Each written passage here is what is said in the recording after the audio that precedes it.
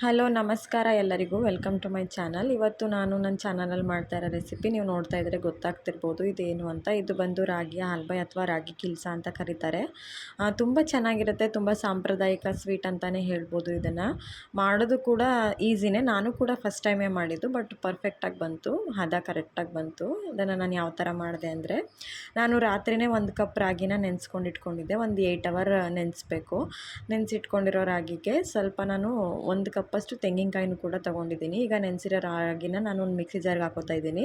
ಅದ್ರ ಜೊತೆಗೆ ನಾನು 1 ಕಪ್ಪಷ್ಟು ತೆಂಗಿನಕಾಯಿನ ತುರಿದಿಲ್ಲ, ಇಲ್ಲಿ ಕಟ್ ಮಾಡಿ ತೊಗೊಂಡಿದ್ದೀನಿ. ಹಾಗಾಗಿ ಒಂದು ಸರ್ತಿ ಮಿಕ್ಸಿಗೆ ಹಾಕ್ಕೊಂಡು ಹಾಗೇ ಇದು ಮಾಡ್ಕೊತೀನಿ.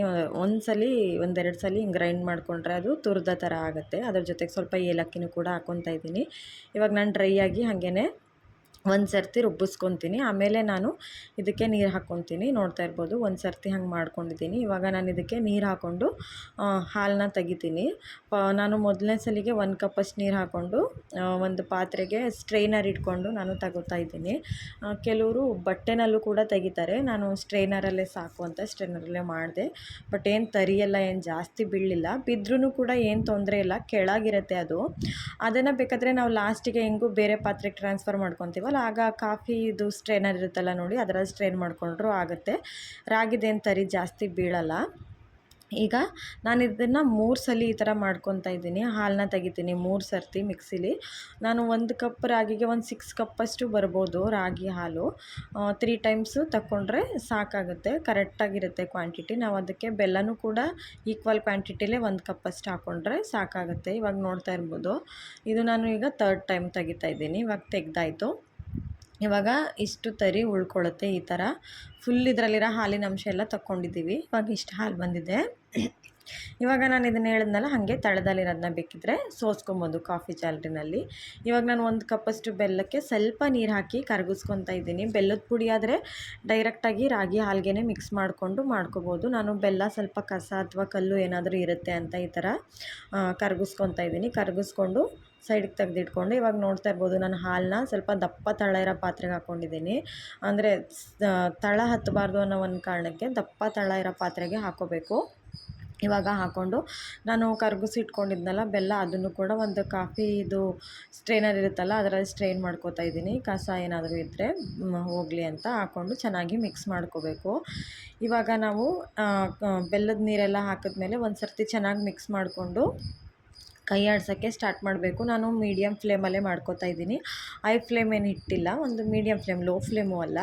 ಇದೇ ಥರ ಕೈ ಆಡಿಸ್ತಾ ಇರಬೇಕು. ಅದು ತಿಕ್ಕಾಗೋವರೆಗೂ 1 ಸೆಕೆಂಡ್ ಕೂಡ ಕೈ ಬಿಡೋ ಹಾಗಿಲ್ಲ, ತಳ ಕಚ್ಬಿಡುತ್ತೆ. ನೋಡ್ತಾ ಇರ್ಬೋದು, ಇವಾಗ ಸ್ವಲ್ಪ ತಿಕ್ಕಾಗ್ತಾಯಿದೆ. ಇದೇ ಥರ ಸುಮಾರು ಇಷ್ಟು ತಿಕ್ಕಾಗೋಕ್ಕೆ ಒಂದು 10 ಮಿನಿಟ್ಸ್ ಅಷ್ಟು ಟೈಮ್ ತೊಗೊಳುತ್ತೆ. ತಿಕ್ಕಾಗ್ತಾ ಬಂತು. ಇವಾಗ ನಾನು ಇದಕ್ಕೆ ಸ್ವಲ್ಪ ತುಪ್ಪನೂ ಕೂಡ ಹಾಕ್ಕೊತೀನಿ.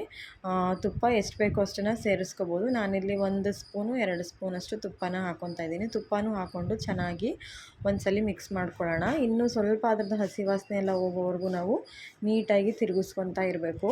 ಅದು ಚೆನ್ನಾಗಿ ಹಸಿ ವಾಸನೆ ಎಲ್ಲ ಹೋಗಿಸ್ಕೊತಾ ಇರಬೇಕು. ನೋಡ್ತಾ ಇರ್ಬೋದು, ಟೇಸ್ಟ್ ಕೂಡ ತುಂಬ ಚೆನ್ನಾಗಿರುತ್ತೆ. ಇವಾಗೆಲ್ಲ ಗಿಣ್ಣ ಎಲ್ಲ ಹೆಂಗೆ ಇರುತ್ತೆ ಗೊತ್ತಾ, ಆ ಥರನೇ ಇರುತ್ತೆ. ಸ್ವಲ್ಪ ಇದು ರಾಗಿ ಗಿಣ್ಣು ಅಂತಲೂ ಕೆಲವ್ರು ಕರೀತಾರೆ.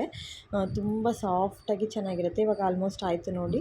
ಇವಾಗ ನಾನು ಒಂದು ತುಪ್ಪ ಸವರಿರೋ ತಟ್ಟೆಗೆ ಹಾಕ್ಕೊತೀನಿ. ಆ ವಿಡಿಯೋ ಸ್ಕಿಪ್ ಆಗಿದೆ, ನಾನು ಹಾಕ್ಕೊಂಡಿದ್ದೀನಿ. ಇಲ್ಲಿ ನೋಡ್ತಾ ಇರ್ಬೋದು, ಸ್ವಲ್ಪ ಇದು ಫುಲ್ಲು ತಣ್ಣಗಾಗೋಕ್ಕೆ ಬಿಡಬೇಕು. ಆಮೇಲೆ ನಾವು ಕಟ್ ಮಾಡ್ಕೋಬೇಕು. ನಾನು ಸ್ವಲ್ಪ ಮೇಲೇನೂ ಕೂಡ ಹಾಗೇ ತುಪ್ಪನ ಸ್ಪ್ರೆಡ್ ಮಾಡಿಕೊಡ್ತಾ ಇದ್ದೀನಿ. ತುಂಬ ಚೆನ್ನಾಗಿರುತ್ತೆ ಫ್ಲೇವರು ಅಂತ.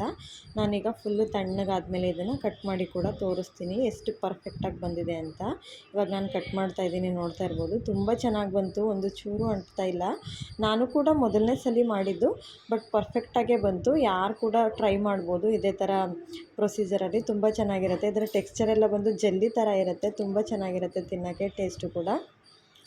ಎಲ್ಲರೂ ಕೂಡ ಒಂದು ಸಲ ಟ್ರೈ ಮಾಡಿ. ಸಮ್ಮರ್ಗೆ ತುಂಬ ಚೆನ್ನಾಗಿರುತ್ತೆ, ಹೊಟ್ಟೆ ತಂಪಾಗಿರುತ್ತೆ ಅಂತ ಹೇಳ್ತಾರೆ. ರಾಗಿ ಅಲ್ವಾ, ಅದರಿಂದ ತುಂಬ ತಂಪು ಅಂತ ಹೇಳ್ತಾರೆ. ಎಲ್ಲರೂ ಕೂಡ ಟ್ರೈ ಮಾಡಿ ಅಂತ ಹೇಳ್ತಾ, ಯಾರ್ಯಾರೆಲ್ಲ ನನ್ನ ವೀಡಿಯೋ ನೋಡಿದ್ದೀರಾ ಎಲ್ಲರಿಗೂ ಕೂಡ ಥ್ಯಾಂಕ್ ಯು ಸೋ ಮಚ್ ಅಂತ ಹೇಳ್ತಾ ನನ್ನ ಈ ವಿಡಿಯೋನ ನಾನಿಲ್ಲಿಗೆ ಮುಗಿಸ್ತಾ ಇದ್ದೀನಿ. ಎಲ್ಲರೂ ಕೂಡ ಈ ಸಮ್ಮರಲ್ಲಿ ಈ ಡಿಶ್ನ ಟ್ರೈ ಮಾಡಿ. ನಾನು ಕೂಡ ಮೊದಲನೇ ಸಲಿನೇ ಟ್ರೈ ಮಾಡಿದ್ದು, ಬಟ್ ಪರ್ಫೆಕ್ಟಾಗಿ ಬಂದಿದೆ ಅಂತ ಹೇಳೋಕ್ಕೆ ಇಷ್ಟಪಡ್ತಾ ಇದ್ದೀನಿ. Okay, thank you, bye bye.